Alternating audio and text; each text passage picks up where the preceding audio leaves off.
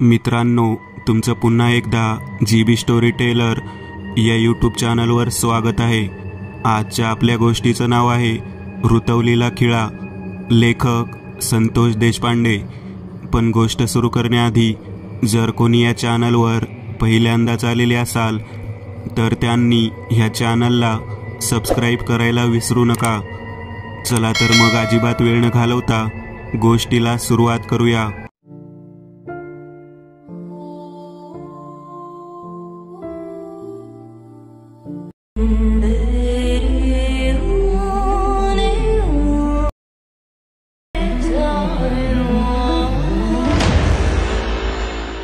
लोखंडाच्या धातूचे बरंच महत्त्व असतं असं आजपर्यंत ऐकलेलं होतं, परंतु त्याचं महत्त्व बालपणी आजोबांनी सांगितलं होतं की वीज आकर्षित होते म्हणून।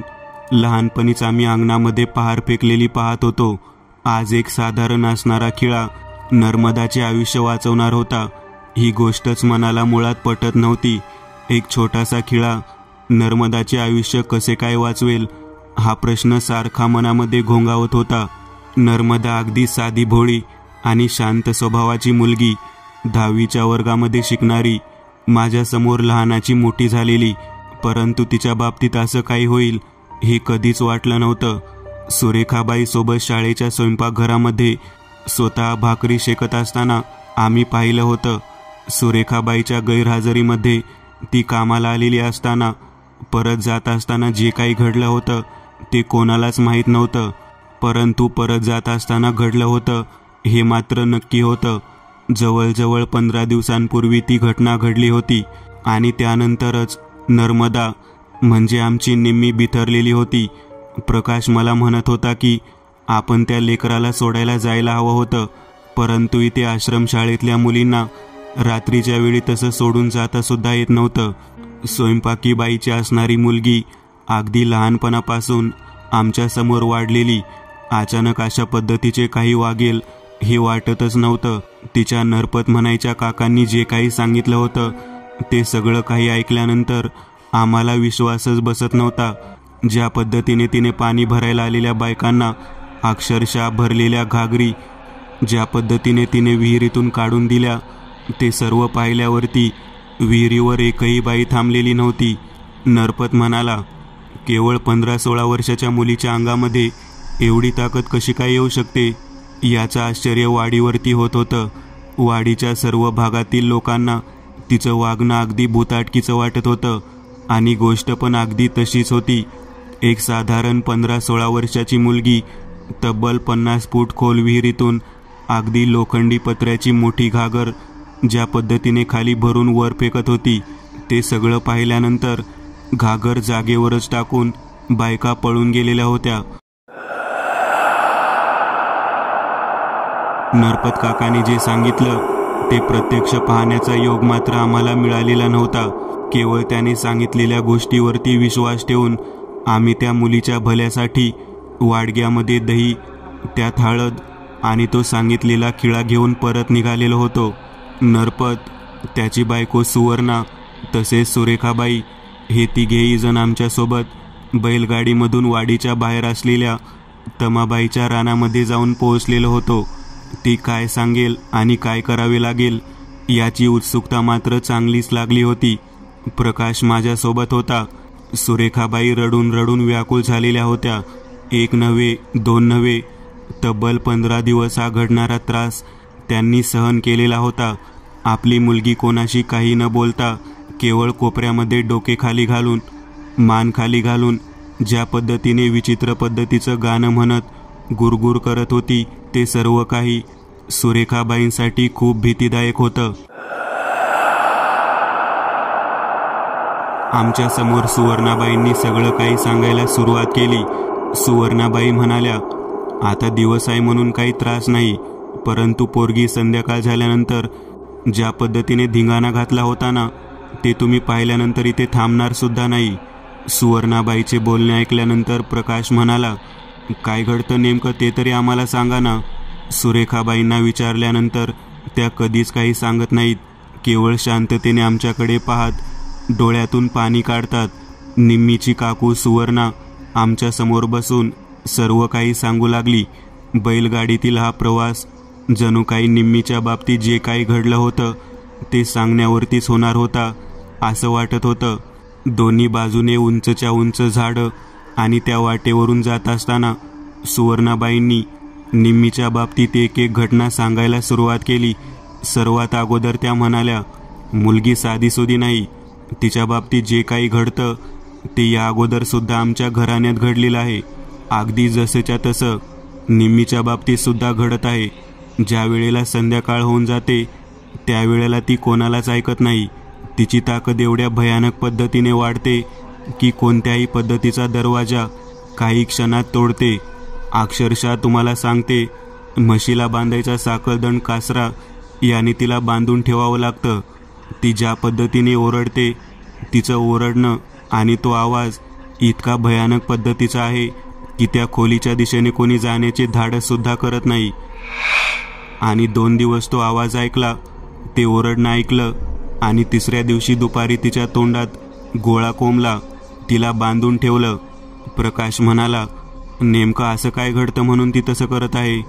तेव्हा सुवर्णा काकी म्हणाली, अहो अगदी नाजूक लेकरू, काय म्हणून कोणाला त्रास देणार नाही. त्या लेकराच्या पाठीमागे असा पापाचा फेरा लागेल हे वाटलं नव्हतं.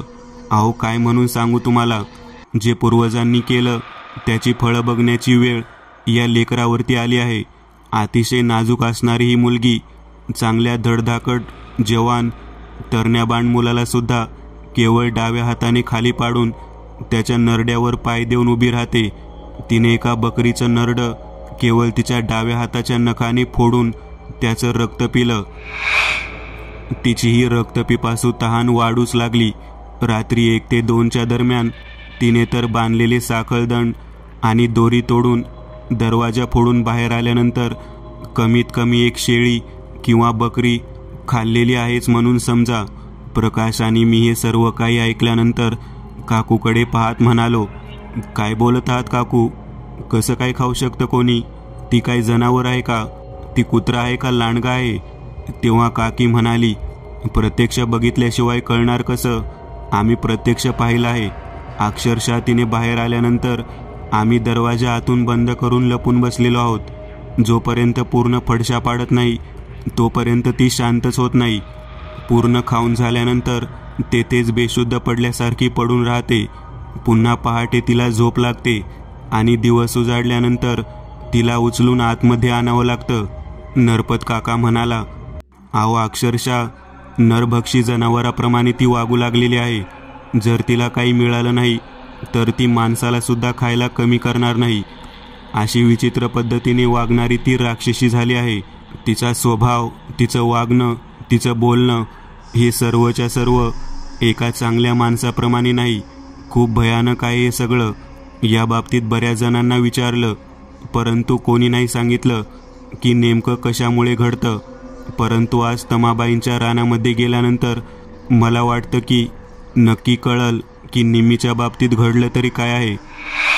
आमच्या घरातील एकमेव असलेल्या लेकराला अशा पद्धतीचा त्रास नेमका होतोय तरी कशामुळे? तमाबाईने सांगितलेल्या पद्धतीने मडक्यामध्ये दही घेऊन त्यात हळद टाकून त्यात एक खिळा घेतलेला आहे. तुम्हाला वाटत असेल की एक साधारण खिळा जो आपण भिंतीत ठोकतो, बांधकाम करत असताना लाकडामध्ये ठोकतो, परंतु त्याचं एवढं महत्त्व तरी काय आहे की एका मुलीच्या पाठीमागे लागलेल्या त्रासाला तो एवढ्या सहज रीतीने घालवू शकतो. मी सुवर्णा काकूकडे पाहत म्हणालो, काकी तू जे काही बोलत आहेस ते सगळं काही खरं जर धरलं तर कसली तरी बाधा आहे हे मात्र नक्की आहे बघ. तमाबाईच्या रानामध्ये आम्ही जसं जाण्यासाठी पुढे चालू लागलो तसतसं निम्मीचं शारीरिक वातावरण बदलू लागलं. अगदी सामान्य व्यक्तीप्रमाणे निम्मी आम्हाला दिसू लागली. तम्मा समोरच बसलेली होती. तिच्याकडे पाहत सर्वांनी बैलगाडीतून निम्मीला उतरवलं. निम्मीकडे पाहत तम्माबाई म्हणाली, नाटक करत आहेस का तू? चल, कुठे ठिकाण आहे तुझं दाखव मला, दाखव तुझं ठिकाण. अचानक तम्मा तसं म्हटल्यानंतर सुवर्णाबाई आणि सुरेखाबाई निम्मीकडे पाहू लागल्या. निम्मी आपलं डोकं खाली करून तिच्या पायाकडे पाहू लागली. पायाकडे पाहत असताना तिने स्वतःचा अंगठा गोल गोल फिरवू लागली. त्याकडे पाहिल्यानंतर तम्मा म्हणाली, विहिरीजवळ का? तेव्हा ती तशीच खाली बसली, काहीही बोलत नव्हती. तेव्हा तम्मा सुवर्णाबाईकडे पाहत म्हणाली, ते दह्याचं मडकं, ती हळद आणि त्यातील तो खिळा माझ्यासमोर आणा. तिने जरी काही सांगितलं नाही तरी मला ते ठिकाण लगेचच लक्षात येईल. तिच्या डोक्यावरती त्या मडक्यातील दही आणि त्यातील हळद टाका. खिळा डोक्यावर पडल्या पडल्या ती पटापटा बोलू लागेल. नरपत काका तमाबाईकडे पाहत म्हणाला, आम्ही ओतलं तर चालेल का? तेव्हा ती म्हणाली, माझ्याकडे आणा अगोदर तो. मग दह्याचं मडकं आणि तो खिळा तिच्या हातामध्ये देत असताना नरपत म्हणाला, पोरीला काय व्हायला नको बरं का? तेव्हा ती बाई म्हणाली, मूर्ख आहेस का तू? लेकराला वाचवायचं म्हणून माझ्याकडे आणलेलं आहेस ना? तसं बघितलं तर ती पोरगी गेल्यात जमा आहे.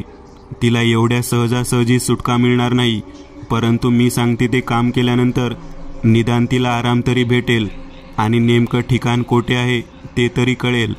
तिचं हे सगळं बोलणं ऐकल्यानंतर सुवर्णाबाई नरपतकडे पाहत म्हणाली, अहो द्या ना त्यांच्याकडे, ते दह्याचं गाडगं द्या. तेव्हा तमाबाईने आपल्या मस्तकाला ते गाडगे लावलं आणि काहीतरी मंत्र पुटपुटून तिने नरपतकडे दिलं. नरपतला म्हणाली, तू नकोस टाकू तिच्या डोक्यावरती, हे सुवर्णे तू टाक. सुवर्णा पुढे हात करत ते गाडगे हातात घेऊन तिच्या समोर जाऊन उभारली. आपले दोन्ही पाय पोटाशी घेऊन आपले हात गुडघ्याजवळ गुंडाळून घट्ट बसलेली निम्मी कसलीही हालचाल न करता तशीच बसलेली होती. प्रकाश माझ्याकडे पाहत म्हणाला, मला वाटतं आता निम्मीला काहीच होणार नाही. इतक्या सुवर्णाबाईंनी ते मडकं तिच्या डोक्यावरती उलटं करण्यासाठी आपला हात पुढे केला.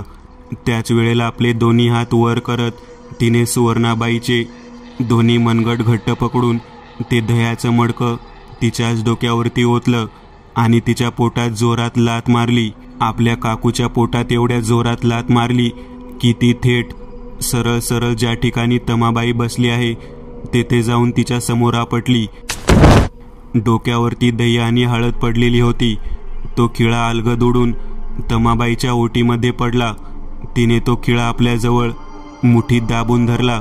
अचानक हा घडलेला प्रकार पाहून सगळेजण तमाबाईच्या पाठीमागे जाऊन उभारले. अचानक जागेवरती उठून उभा राहून एक एक पाऊल पुढे आणि एक पाऊल मागं आणि दोन्ही हात मागच्या बाजूने वळवत तिने बोलायला सुरुवात केली, तो खिळा दे माझ्याकडे, मला बंदिस्त करायचं आहे ना तुला. आता ही तुझ्या पायात पडलेली जी बाई आहे तिला बंदिस्त कर. असं म्हटल्यानंतर सुवर्णाबाई चित्रविचित्र हालचाल करत तिच्याकडे पाहू लागली. तमाबाईला समजेना की सुवर्णा अशी का करत आहे. भयान आहे सगळं, भयान. कोण आहेस कोण तू? कशासाठी या लहान लेकराला त्रास देत आहेस? असं म्हणून तमाबाई तिच्याकडे पाहत बोलू लागली, सोड त्या बारक्या मुलीला, कशासाठी धरलं आहे तिला? तेव्हा निम्मी समोर असलेल्या सुवर्ण काकूकडे बोट दाखवत म्हणाली, सोडलं की हिला? आता तुझ्या समोर जी आहे ना तिची वेळ आलेली आहे, आता बघ तू काय करू शकतेस ते. असं म्हणून निम्मी खाली पडली. तिचे डोळे पांढरे होऊन ती पाय खुडू लागली. नरपत हे सगळं पाहून घाबरू लागला. आम्ही सुद्धा भयंकर घाबरलो. आमच्या कोणत्याही व्यक्तीमध्ये धाडस नव्हतं. तेवढ्या सुरेखा आपली लहान मुलगी आहे म्हणून तिच्या जवळ गेली आणि तिला छातीला जवळ घेऊन मिठी मारून तमाबाईकडे पाहत म्हणाली, अहो हिला काय झालं आहे, वाचवा माझ्या पोरीला. तेव्हा बाई म्हणाली, तुझी पोरगी सुटली, तुझ्या जाऊकडे बघ. नरपत आपल्या बायकोकडे पाहू लागला. तेव्हा सुवर्णा पैलवान ज्या पद्धतीने जोर मारतो अगदी त्या पद्धतीने खाली पाहत वर तमाकडे पाहू लागली. तिचा अवतार आणि तिचे हे वागणे पाहून आम्ही घाबरलो. एक साधारण असणारी स्त्री अशा पद्धतीने पाहू कशी काय शकते? तिच्या अंगावरती, तिच्या कपाळावरती जे दही पडलं होतं ते सर्व ओघळत खाली आलं होतं. हळद तिच्या कपाळावर लागलेली होती. तमाबाई म्हणाली, मला स्वतःला ते मडकं घ्यायचं होतं खरं, मी हिच्या हातात दिलं. मला वाटलं पोरगी शांत झाली असेल, परंतु समोर जी कोण आहे ती खूप बेरकी आहे. तिने ते शरीर सोडलं आहे. या सुवर्णाच्या शरीरात आहे ती. आता मात्र आम्हाला कळेना की आपण सुवर्णाकडे पाहावे का तमाकडे पाहावे का निम्मीच्या अवस्थेकडे पाहावे. सुरेखा आपल्या मुलीला उठवत आमच्याकडे पाहत म्हणाली, माझ्या लेकराला धरा हो, माझ्या लेकराला धरा. मी सुवर्णेकडे पाहते. नरपत घाबरत घाबरत सुवर्णापासून लांब चालला. तेवढ्या सुवर्णा मागे सरकून तमाकडे पाहत म्हणाली, तो खिळा दे. तेव्हा तमा म्हणाली, तुला खिळा देते, परंतु मला ते ठिकाण सांग, ज्या ठिकाणी तू राहतेस. काय कारण आहे, कशासाठी या घरातल्या लोकांच्या पाठीमागे लागली आहेस? त्या मुलीला तर छळलाच, आता या बाईला का पकडला आहे? काय कारण आहे सांग मला. तेव्हा सुवर्णाच्या शरीरामध्ये असणारी ती आचाट शक्ती गोल गोल जागेवरती बसून फिरू लागली आणि इतक्या विचित्र पद्धतीने हसू लागली की तिचं हास्य पाहून आम्हाला वाईट वाटू लागलं. तिचं रडणं, तिचं हसणं, तिचं ओरडणं सर्व काही भयानक होतं. मला एक समजत नव्हतं की ती खिळा का मागत होती. तमाबाईच्या ओटीमध्ये असलेला तो छोटासा खिळा तिला कशासाठी पाहिजे होता हेच आम्हाला कळत नव्हतं. शेवटी तमा माझ्याकडे पाहत म्हणाली, प्रकाशला सोबत घे आणि हा खिळा समोरच्या झाडांमध्ये ठोक. तसं सांगितल्यानंतर मी आणि प्रकाश दोघेजण तिच्या जवळ जाण्यासाठी निघालो.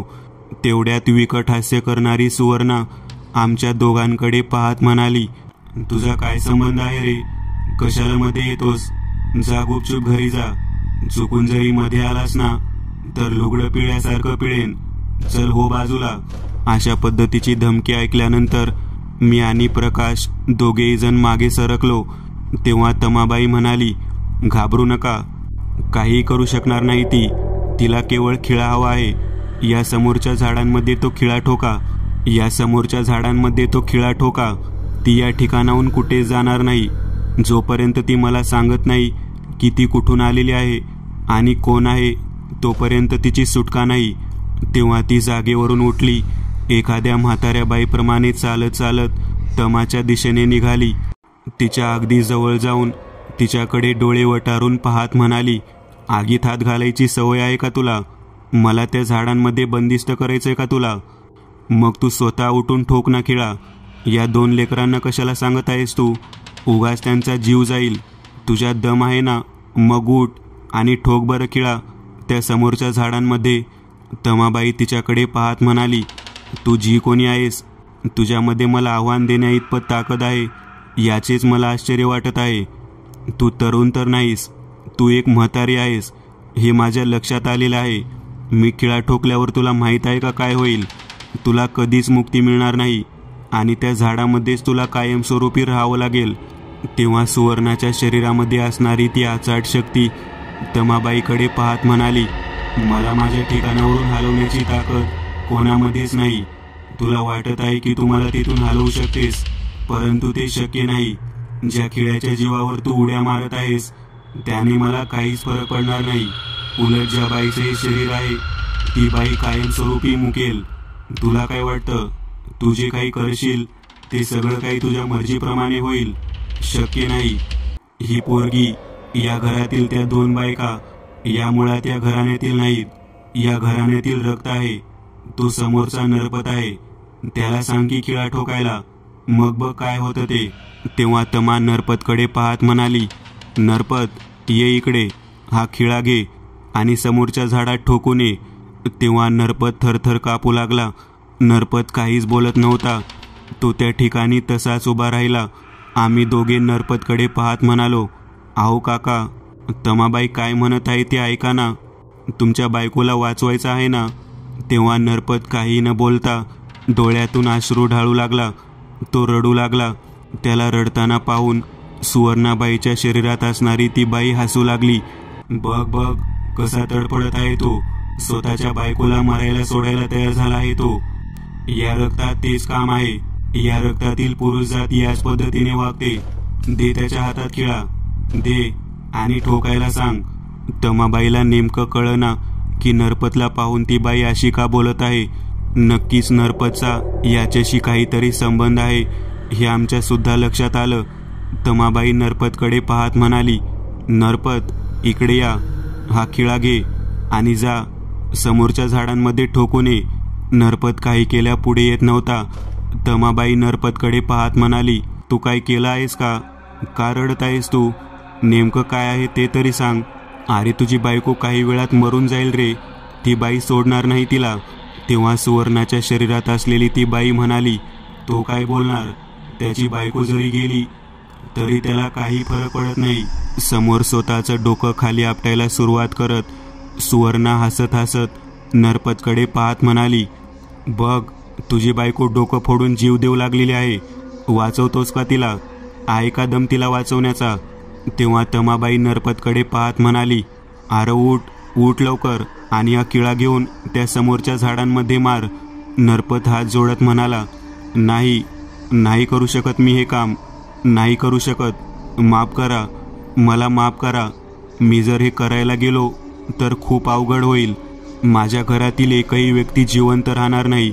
माझी भावजय, माझी बायको आणि पुतणी निम्मी कोणी जिवंत राहायचं नाही. एवढंच काय, तुम्ही सुद्धा जिवंत राहणार नाही. येथे उपस्थित असलेला कोणताच व्यक्ती जिवंत राहू शकणार नाही. तेव्हा सुवर्णा तिच्या शरीरात असणारी ती स्त्री मोठमोठ्यांदा हसत नरपतकडे पाहू लागली. तम्मा नरपतकडे पाहत म्हणाली, तुला माहीत आहे का ही बाई कोण आहे? तुझ्या बायकोच्या शरीरामध्ये असणारी स्त्री कोण आहे तुला माहीत आहे का? नरपत रडत रडत होकारार्थी मान हलवू लागला आणि रडू लागला. होय, मला माहीत आहे कोण आहे, मी हिला ओळखतो. तमा म्हणाली, तू तिला ओळखतोस? मग इतका वेळ मी तुला विचारत आहे ती कोण आहे, तेव्हा तू का सांगत नाहीस ती कोण आहे ते? खेळ लावला आहे का माझा? तू आणि तुझ्या बायकोला घेऊन इथून जा. तुझ्या बायकोचं आणि तुझं काय व्हायचंय ते हो दे. आता मी या फंद्यात पडणार नाही. त्या लेकराला वाचवण्यासाठी मी पुढाकार घेतला आणि तू सगळं काही माहीत असून मागे सरकला आहेस. काय लपवून ठेवलाय आतापर्यंत माझ्यापासून? अरे मूर्ख माणसा, तुला कळतं का? तुझी पुतणी जीवानीशी गेली असती. आता तुझी बायको तडफडत आहे आणि तू खुशाल शांततेने उभारलेला आहेस आणि मी सांगते ते ऐकत सुद्धा नाहीस. नरपत हात जोडून गयावया करू लागला. मला माफ करा, मी जर हे काही सांगितलं तर मी जिवंत राहू शकणार नाही. तेव्हा सुवर्णाच्या शरीरामध्ये असणारी ती भयानक शक्ती म्हणाली, तू जरी नाही सांगितलं तरी सुद्धा तू जिवंत राहणारच नाहीस. तुझ्या बायकोचं निमित्त आहे. तुला माहीत आहे का हे सर्व काही कोणत्या गोष्टीमुळे घडत आहे? तू जे काही केलंस त्या पापाच्या फळाची शिक्षा भोगत आहेस तू. तेव्हा तमाबाई नरपतकडे पाहत म्हणाली, काय केलं आहे नरपत, सांग, मी वाचवते तुला, मी तुला काही हो देत नाही. तेव्हा नरपत म्हणाला, नको नको, तो विषयच नको, मला जगायचं आहे, मी नाही काही सांगणार. तेव्हा तमाबाई चिडली आणि म्हणाली, अरे नालायक माणसा, तुला अक्कल आहे का? तुझ्या बायकोचा जीव जाईल रे. ती बाई तुझ्या बायकोला मारून टाकेल. ती डोकं फोडून घेत आहे आणि तू तिच्या रक्ताकडे पाहून रडत आहेस. सांग काय झालं आहे नेमकं? तरी सुद्धा नरपत काही सांगत नव्हता. सुवर्णाच्या शरीरामध्ये असणारी ती शक्ती त्याच्याकडे पाहत म्हणाली, हा स्वार्थी लांडगा आहे, हा काही सांगणार नाही. याने जरी नाही सांगितलं तरी मी बोलणार, मी सगळं काही सांगणार. तुला काय वाटलं, तू आणि तुझ्या आईने जी काही पापकर्म केलेली आहेत ती अशीच लपून राहतील? अजिबात लपून राहणार नाही. मी बोलणार, तुझ्या बायकोच्या तोंडातून सगळं काही सगळ्यांसमोर सांगणार. तेव्हा नरपत हात जोडत म्हणाला, सोड, माझ्या बायकोला सोड. तू जर काही सांगितलं तर माझ्या बायकोचा जीव जाईल. जो कोणी हे रहस्य फोडेल त्याचा जीव जाणार हे मला माहीत आहे. नको, माझ्या बायकोचा विनाकारण जीव घेऊ नकोस आणि तू काही सांगू नकोस. तेव्हा तमाबाईला कळेना की नेमकं या पाठीमागचं रहस्य आहे तरी काय. मी सुद्धा आणि प्रकाश सुद्धा हादरून गेलो. नरपत काका यांनी आणि त्याच्या आईने असं काय केलं आहे की ज्यामुळे समोर सुवर्ण काकूच्या शरीरात असणारी शक्ती या भयानक पद्धतीने वागत आहे. तमाबाई म्हणाली, ज्याने कोणी पापकर्म केला आहे त्यांनी त्याची कबुली द्यावी. विनाकारण निष्पापबाईच्या जीवाला धोका होऊ नये असं मला वाटतं. नरपत सांग ना, सांग, नेमकं काय घडलं आहे ते तरी सांग. तुझ्या बायकोला वाचव. डोकं फोडून फोडून तिचा जीव जाईल आणि तुझा सुद्धा जीव जाईल. हे सगळं काही ऐकल्यानंतर नरपत समोर बसला.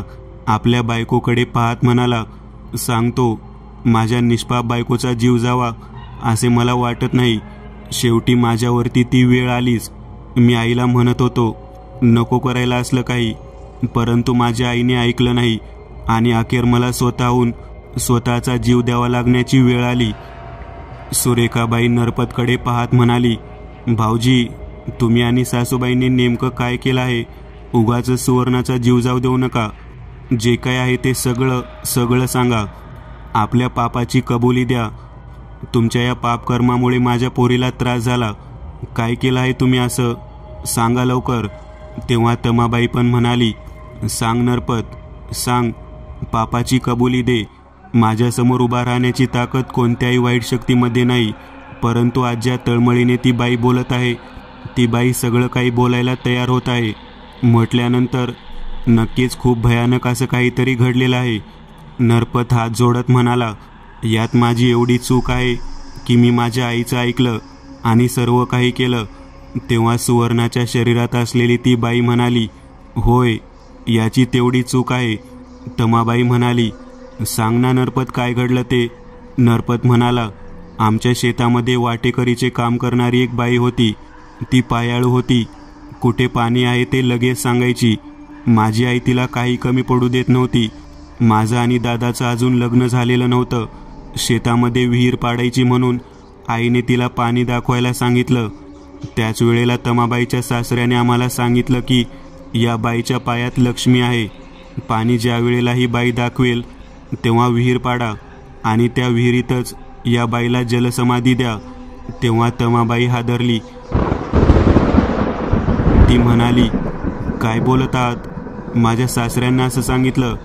तेव्हा नरपत म्हणाला, होय, तुमच्या सासरेबुवांनी या समोर असलेल्या बबिताबाईच्या बाबतीत तसं सांगितलं. माझ्या आईने तिला जलसमाधी देण्यासाठी काय करावे लागेल हे विचारलं. तेव्हा एक मोठा बैलगाडीचा खिळा जो चाकामध्ये घुसवतात त्या पद्धतीचा खिळा आमच्या समोर ठेवत सांगायला सुरुवात केली, जलस्तरांमधलं प्रेत अजिबात बाहेर यायला नाही पाहिजे. ज्या ठिकाणी विहीर पाडली जाईल त्या ठिकाणी पाणी लागल्यानंतर पौर्णिमेच्या मध्यरात्री या बाईला विहिरीच्या एका कोनाड्यात बसवून तिच्या छातीत हा खिळा ठोकायचा. बाहेरच्या बाजूने जाळीदार लोखंडी चौकट लावून तिचा देह त्यातच पुरून ठेवायचा. जोपर्यंत ते शरीर त्यामध्ये राहील तोपर्यंत कोणत्याही पद्धतीने तुम्हाला काहीच कमी पडणार नाही. माझ्या आईला हे कृत्य सांगितल्यानंतर मी प्रथम नकार दिला. आपल्याकडे आश्चर्य म्हणून पाहणारी बबिता तिला या पद्धतीने मारायचं हे मनाला पटत नव्हतं आणि त्यात पुन्हा ज्या भयानक पद्धतीने तो खिळा, ते कृत्य माझ्याकडून होणार नव्हतं. परंतु आईचा हव्यास इतका वाढला होता की दुष्काळ असल्याकारणाने कायमस्वरूपी पाणी लागणार आणि लक्ष्मी कायमस्वरूपी नांदणार या एका गोष्टीने पिसाटून माझ्या आईने ते कृत्य केलं. जेवणामध्ये त्या बाईला गुंगीचं औषध खाऊ घालून तिला बेशुद्ध केलं. ज्या ठिकाणी त्या बाईने विहिरीचं पाणी दाखवलं होतं, जेथे विहिरीला पाणी लागलं म्हणून सर्वत्र आनंद उत्सव केला होता, त्याच विहिरीमध्ये पौर्णिमेच्या मध्यरात्री तिला कोनाड्यात बसवलं आणि माझ्याकडे तो मंतरलेला खिळा देऊन तिच्या छातीत तो ठोकायला सांगितला. त्या गोल ठोकलेल्या मोठ्या खिळ्यामध्ये चौकोनी जाळीदार दरवाजा गुंतवून त्या कोनाड्याला बंद करण्यात आलं. तीच विहीर संपूर्ण गावासाठी वरदानी ठरली. आजपर्यंत कधीसुद्धा त्या विहिरीतलं पाणी आटलं नाही. तमाबाई म्हणाली, म्हणजे तुझ्या बायकोच्या शरीरामध्ये बबिता आहे? तेव्हा नरपत म्हणाला, होय, माझ्या बायकोच्या शरीरामध्ये बबिता आहे. एका निष्पाप बाईचा जीव माझ्या आईने घेतला आणि माझ्या आईनंतर तिला कायमस्वरूपी बंदिस्त करण्याचं काम मी केलं. ज्या वेळेला अमावस्या आली तेव्हा मला आणि माझ्या आईला कठड्यावरती बसलेली बबिता दिसली. ती स्वतःची बोटं मोडून आमच्याकडे पाहत श्राप देत होती. तुझ्या लेकराने आणि तू माझ्या उपकाराची परतफेड चांगल्या पद्धतीने केली. माझा जीव घेऊन मला यात कोंडलं. आता तुमचं उद्दिष्ट साध्य झालं आहे. तो खिळा उकरून बाजूला काढा आणि माझं शरीर जाळून माझा अंत्यसंस्कार करा. माझ्या आईला माहीत होतं, हिचं शरीर जर खिळ्यातून बाजूला काढलं, रुतवलेला खिळा जर बाजूला केला तर ती तिथून मुक्त होईल आणि त्या विहिरीचं पाणी आटून जाईल. शेवटपर्यंत माझी आई काही केले ऐकलीच नाही. माझ्या आईच्या मृत्यूनंतर मला मात्र कधीसुद्धा या बबिताने त्रास दिला नाही. मी निश्चिंत होतो. तुमच्या सासरेबुवांनी मला सांगितलं होतं, ही रहस्य दोनच व्यक्ती उलगडू शकतात. जो व्यक्ती उलगडणार त्याचा मृत्यू होणार. म्हणून मी कधीच रहस्य उलगडलं नाही. तुमच्या सासरेबुवांच्या मृत्यूनंतर ते रहस्य मी तसंच जतन करून ठेवलं. आज जेव्हा खिळा रुतवण्याची वेळ आली तेव्हा मला मात्र सगळं काही आठवू लागलं. माझ्या बायकोच्या शरीरात असणारी बबिता मला समोर दिसू लागली. माझ्या सुवर्णाला समोर मरताना पाहण्यापेक्षा मी स्वतः माझ्या पापाची कबुली द्यावं असं अखेर मला वाटलं. म्हणून मी तुमच्यासमोर हे रहस्य सांगितलं. द्या तो खिळा माझ्या हातात. असं म्हणून नरपत पुढे आला. बबिताबाईच्या हातातला खिळा त्याने स्वतःच्या हातात घेतला आणि झाडाच्या दिशेने निघाला. त्याने खिळा ठोकला आणि एका क्षणात त्याचा जीव गेला. हे सर्व काही पाहिल्यानंतर आम्ही हादरून गेलो. सुवर्णाच्या शरीरामध्ये असणारी ती बबिता आनंद उत्सव साजरा करू लागली. निघाला. ज्याने खिळा मारला त्याच्या हातूनच खिळा निघाला आणि या झाडात रुतवला गेला. नरपत्या, अडकलास रे तू त्या झाडात, आता भोग पिशाची योनी. असं म्हणून हसत सुवर्णाच्या शरीराला सोडत तो रुतवलेला खिळा पाहत बबिता आमच्या सर्वांसमोरून मुक्त झाली. सुरेखाबाई आमच्याकडे पाहत म्हणाली, घराण्याचं जे काही रहस्य होतं ते माझ्या नवऱ्याला सुद्धा माहीत नव्हतं. केवळ नरपत भाऊजीला माहीत होतं. जे करायला नको होतं ते केलं आणि शेवटी त्याच गोष्टींनी त्यांचं जीवन हिरावून नेलं.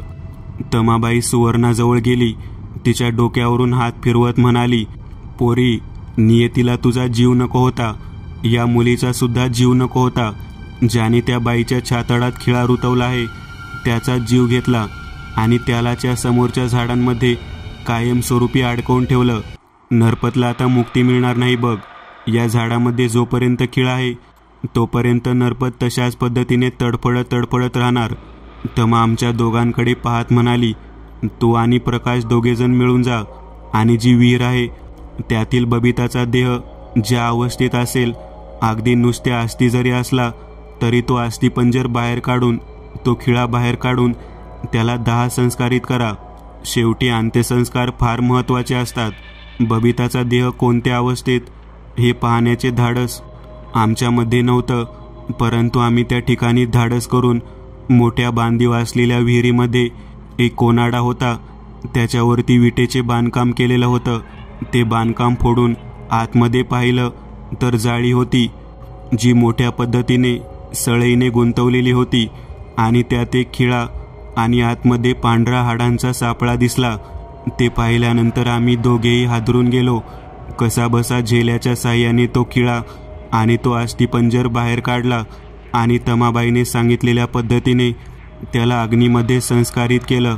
तमाबाईच्या सासऱ्याने ज्या पद्धतीने तो खिळा मंत्रवून जीव घेण्यासाठी दिला होता तोच खिळा परत बाहेर काढून एका अतृप्त आत्म्याला मुक्ती देण्यासाठी आज कार्य पूर्ण झालं होतं. रुतवलेला खिळा 2 ठिकाणी पाहिला होता, एक वाईट कृत्यासाठी आणि दुसरा त्याची शिक्षा भोगण्यासाठी. मित्रांनो, आज पुरतं एवढंच. तुम्हाला जर काही गोष्ट आवडली असेल तर नक्की लाईक करा. तुमच्यापैकी बरेचसे जण व्हिडिओ लाईक न करताच पळून जातात, पण हा जर व्हिडिओ तुम्ही लाईक केला तर मला जरा बरं वाटेल आणि असेच भारी भारी व्हिडिओ बनवायची माझ्यात एनर्जी येईल. त्यामुळे नक्की लाईक करा आणि अजूनही कोणी या चॅनलला सबस्क्राईब केलेलं नसाल तर लगेच सबस्क्राईब करून टाका आणि बाजूची घंटी ती मात्र दाबायला विसरू नका. देवाची घंटी आहे ती. चला तर मग पुन्हा भेटूया अशीच एक आगळी वेगळी गोष्ट घेऊन पुढच्या